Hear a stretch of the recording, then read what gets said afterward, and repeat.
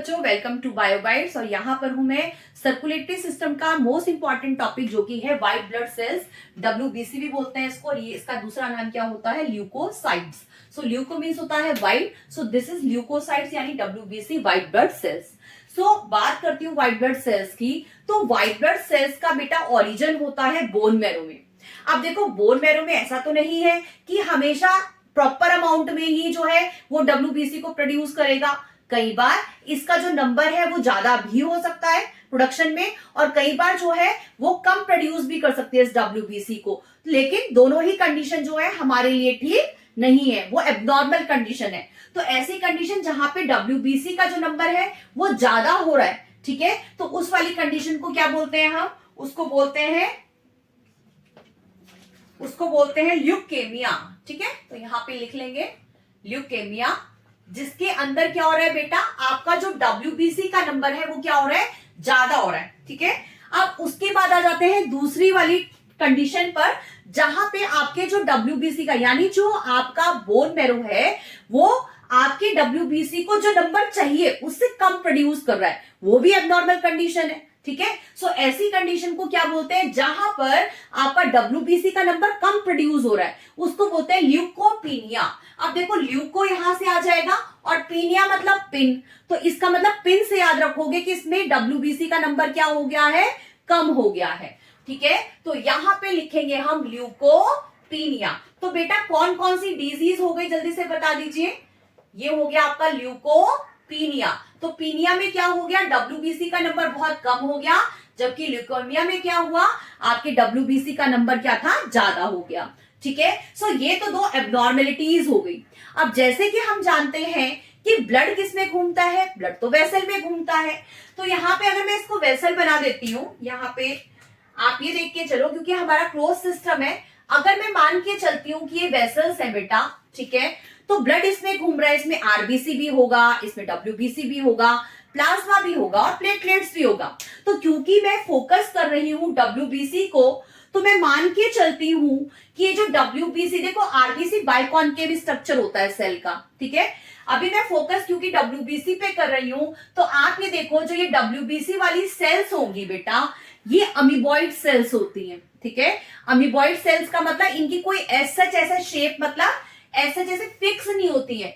यहां पर आपको पता है कि जो ये वेसल्स है एपिथेलियल टिश्यू की बनी हुई है, तो ये यहां से इजीली क्या कर सकती है? पास हो सकती है, क्योंकि हमारी बॉडी के अंदर एक इस तरह के डिफेंस मैकेनिज्म की जरूरत थी, एक ऐसे सिस्टम की जरूरत थी जिससे जो हमारी बॉडी में बाहर से जितने भी जर्म्स, कोई पैथोजन, कोई वायरस या बैक्टीरिया जब ये एंटर करते हैं तो हमारी बॉडी अपने आप को प्रोटेक्ट कर सके। ठीक है, सो प्रोटेक्शन कौन कर रहा है? ये WBC कर रहे हैं, क्योंकि ये हमारी बॉडी का इम्यून सिस्टम डेवलप कर रहे हैं और एक फाइटिंग मैकेनिज्म प्रोड्यूस कर रहे हैं, हमारे अंदर एक आर्मी बना रहे हैं, ताकि बाहर से जो भी एनिमी हमारी बॉडी के अंदर एंटर करे वो उससे फाइट कर सके और अपने बॉडी के ऑर्गन को, टिश्यूज को वो बचा सके।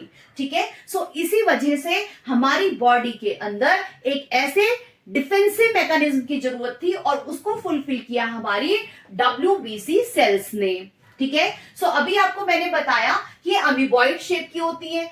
ये क्या है? जैसे RBC आपकी हमेशा वेसल में घूमता रहता है, वो इधर उधर नहीं मूव कर सकता। ठीक है, मतलब वो बाहर नहीं निकल सकता।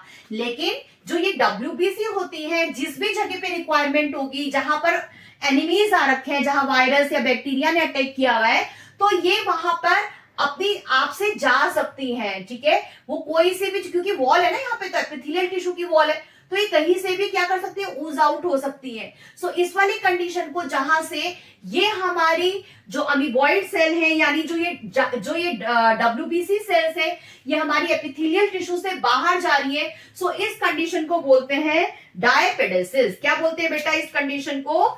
यहाँ पे आप लिख लीजिए, इस कंडीशन का नाम है डायपेडेसिस। ठीक है। इसमें क्या हो रहा है कि WBC क्या कर रही है, वो बाहर जा सकती है अपनी एपिथेलियल टिश्यू यानी अपनी वेसल्स के बाहर, जहां पर भी इसको रिक्वायरमेंट होगी, ठीक है।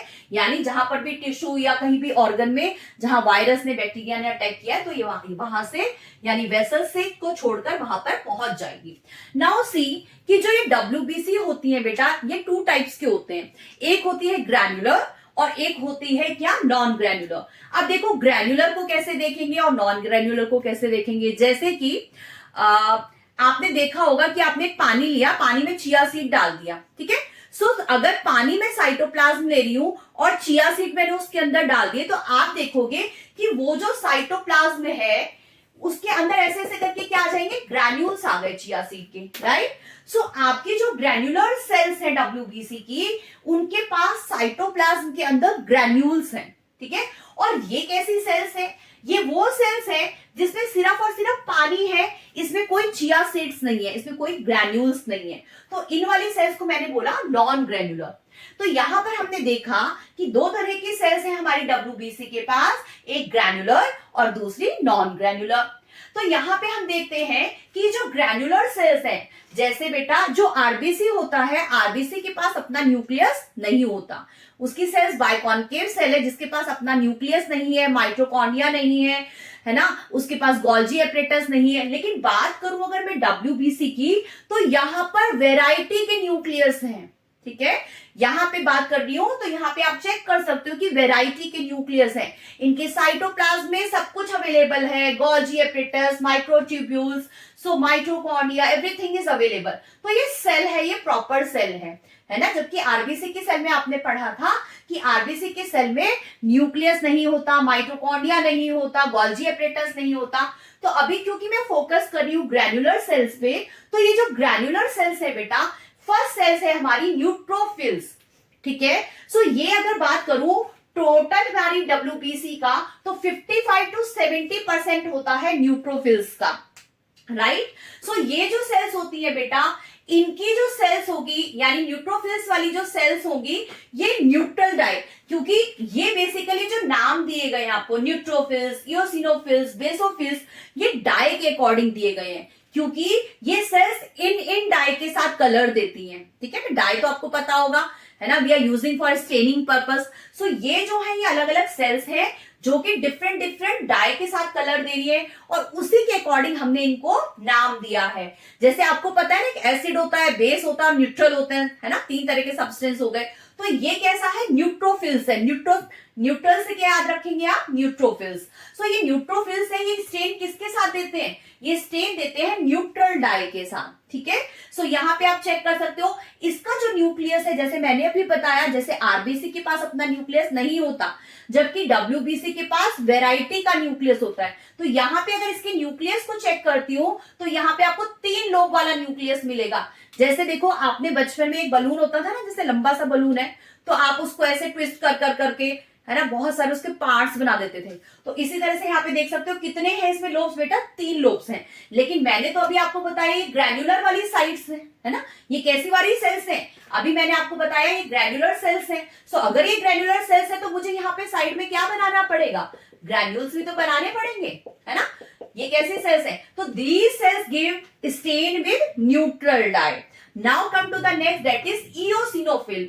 जो इओसिनोफिल सेल्स होती हैं, ये टोटल सेल का 1 to 3% ही होती हैं। और यहाँ पे बात करूं तो न्यूक्लियस कैसा है, ये देखिए, जैसे आपके ईयरफोन होते हैं ना, 2 उसमें 2 लोब्स हैं इसमें। तो यहाँ पे ईयरफोन की तरह से 2 लोब है, और यहाँ पे से देखो कनेक्टिविटी है, जैसे कान में लगा लेते हैं, और ऊपर की साइड से ऐसे इस तरह से ये डोम शेप में होता है। तो यहाँ पर ये आपका हो गया इओसिनोफिल, 1 to 3% होती है ये टोटल WBC का। और ये इओसिन एसिड के साथ, मैंने अभी आपको बताया, दे विल गिव कलर, ठीक है, विद डाई। तो ये इओसिन एसिड के साथ, डाई के साथ क्या देती है, कौन सा कलर देती है बेटा, रेड कलर देती है। और जब भी आपको एलर्जी होगी, ठीक है, सो इसका इओसिनोफिल्स का नंबर अभी तो 1 to 3% होना चाहिए आपकी बॉडी में। लेकिन अगर आप एलर्जिक हो, आपको एलर्जी हो गई है, सो ऐसी कंडीशन में अगर आप ब्लड टेस्ट लेते हो, तो उस टाइम पे आप चेक करोगे कि इओसिनोफिल्स का नंबर क्या हो जाएगा, इंक्रीज हो जाएगा, ठीक है। सो इओसिनोफिल्स वो सेल्स है जो कि एलर्जी के टाइम पे क्या हो जाती है, ज्यादा बढ़ जाती है, ठीक है। So now come to the next, basophil. अब देखो बेसोफिल तो अपने आप से ही कह रहे हैं कि मैं कौन सी डाई के साथ कलर दूंगा, बेसिक वाली डाई के साथ कलर दूंगा, ठीक है। सो ये जो है इसकी अगर बात करूं तो टोटल 0.5 to 1% टोटल इसका जो होता है कंपोजिशन होता है हमारी WBC में, है ना। और ये प्रोड्यूस करता है हिस्टामिन, हेपेरिन और सेरोटोनिन का जब कभी इंफ्लामेशन हो। जैसे आपने देखा होगा जब कभी आपको कोई मच्छर काटता है तो वहां का एरिया कैसा हो जाता है, रेड हो जाता है, क्योंकि उस एरिया में जो इन्फ्लामेशन है वो क्या हो जाती है, बहुत ज्यादा हो जाती है। वो ज्यादा क्यों हुई, क्योंकि वहां पर बेसोफिल का नंबर क्या हो गया, इंक्रीज हो गया। जब भी आपकी बॉडी के अंदर कोई पैथोजन अटैक करता है उस कंडीशन में आपकी बेसोफिल का जो नंबर है बच्चे वो इंक्रीज हो जाता है, क्योंकि what it is showing, inflammation. ऐसी कंडीशन में जो आपकी वेसल्स होती हैं वो भी बहुत डायलेट हो जाती हैं, ठीक है।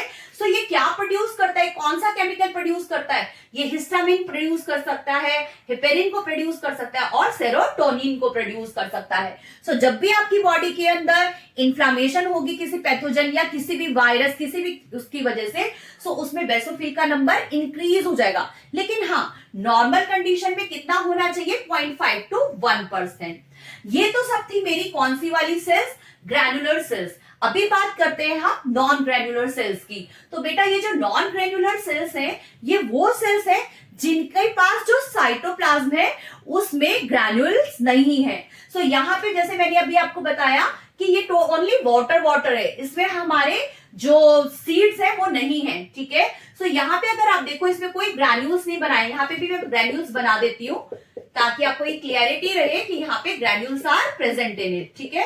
और इसका जो न्यूक्लियस है देखिए ये एस शेप का न्यूक्लियस है, तो यहाँ पे देखा ना आपने कितने वेराइटी के न्यूक्लियस हैं। अभी बात करूं मैं नॉन ग्रेन्युलर सेल की, तो ये जो नॉन ग्रेन्युलर सेल्स होती है बेटा ये 2 टाइप्स के होते हैं। एक है हमारा लिम्फोसाइट और दूसरा है हमारा मोनोसाइट। सो लिम्फोसाइट है ना, लिम्फोसाइट कितना होता है, ये टोटल 20 to 35% होता है टोटल WBC का। और इसके अगर न्यूक्लियस को देखो तो ये राउंडेड न्यूक्लियस है, बड़ा सा न्यूक्लियस है, राउंडेड न्यूक्लियस है। और ये क्या करता है, जब कभी आपकी बॉडी के अंदर कोई वायरस अटैक करता है, बैक्टीरिया अटैक करता है, सो ऐसी कंडीशन में ये एंटीबॉडीज को प्रोड्यूस करते हैं। सो ये जो एंटीबॉडीज होते हैं इसके अगेंस्ट, ताकि वो फाइट कर सके और आपको क्या कर सके, प्रोटेक्ट कर सके, ठीक है। सो बात करती हूं मैं मोनोसाइट्स की, तो मोनोसाइट्स जो होते हैं टोटल 3 to 8% होता है बेटा। और इसका जो न्यूक्लियस है वो किडनी शेप का न्यूक्लियस है, यहाँ पे चेक कर सकते हो बीन शेप का न्यूक्लियस है। और ये कैसी नेचर का होता है, फेगोसाइटिक, यानी कोई भी बैक्टीरिया या कोई भी जब आपकी बॉडी के अंदर एंटर कर रहा है तो ये वहां पे जाएगा, इसके पास जो है ये इंगल्फ कर जाएगा। जैसे आपने पढ़ा होगा ना, जैसे अमीबा जो है, अमीबा का फूड हैबिट देखा था आपने, तो इसी तरह से सपोज यहाँ पे क्या है, इसके पास क्या है, जैसे ये इसने इंगल्फ किया, इसने अपने पोडिया निकाले यानी सूडोपोडिया इस टाइप का निकाला क्योंकि अमीबॉइड शेप की होती है। सो यहाँ पे बैक्टीरिया को अपने अंदर एंटर कर लेगा और यहाँ पर क्या करेगा, इसके पास बहुत सारे डाइजेस्टिव एंजाइम है और उस बैक्टीरिया को किल कर देगा। So in this way you have seen कि किस तरह से WBC ने आपकी बॉडी के अंदर, हम सबकी बॉडी के अंदर, ह्यूमन बॉडी के अंदर क्या किया, एक डिफेंसिव मैकेनिज्म को प्रोड्यूस किया, जिससे हम अपने पैथोजन से, दुनिया भर के बैक्टीरिया, वायरसेस से क्या कर सकते हैं, फाइट कर सकते हैं और सरवाइव कर सकते हैं। सो आई थिंक सो आपको ये बहुत क्लियर हो गया होगा। सो आप एक इसका स्क्रीनशॉट ले सकते हैं ताकि आपको ये पूरा इतने छोटे से पैक में आपको पूरा का पूरा कंप्लीट सेक्शन मिल जाएगा WBC का, और अब आपको इसमें कुछ भी परेशान होने की जरूरत नहीं है। सो मिलते हैं एक नेक्स्ट वीडियो में, न्यू वीडियो में। Till then stay safe and healthy, bye bye.